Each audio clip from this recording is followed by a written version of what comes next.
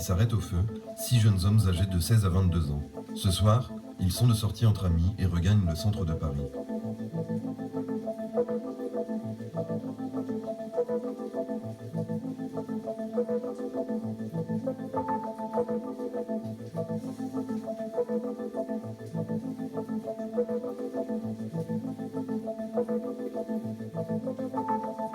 Trois voitures les encerclent. 5 hommes en sortent, certains sont armés et forcent les portières de la voiture. Paniqué, le conducteur pense qu'il s'agit d'une tentative de vol. Il tente de se sauver et recule. Mais il ne voit pas qu'une autre voiture le bloque également, à l'arrière.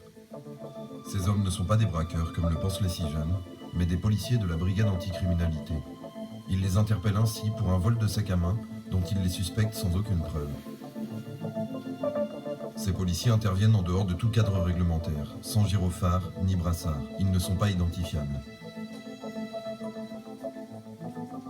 L'un des policiers sort son arme et, sans sommation pourtant obligatoire, tire à 2 reprises en direction des jeunes.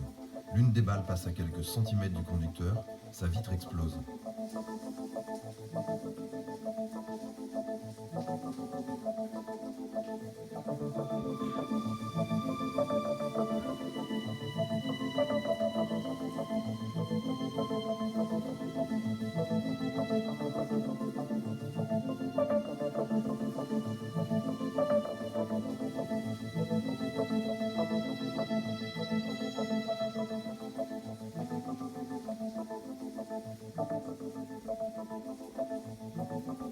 Le conducteur est finalement interpellé, complètement sous le choc, mais son calvaire ne s'arrête pas là.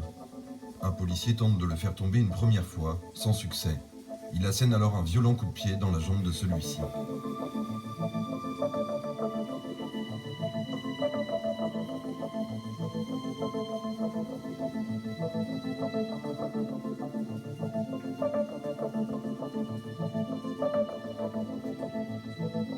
Interpellés pour un vol de sac qu'ils n'ont pas commis, les 6 jeunes ont été remis en liberté à l'issue de leur garde à vue. En revanche, le conducteur, Paul,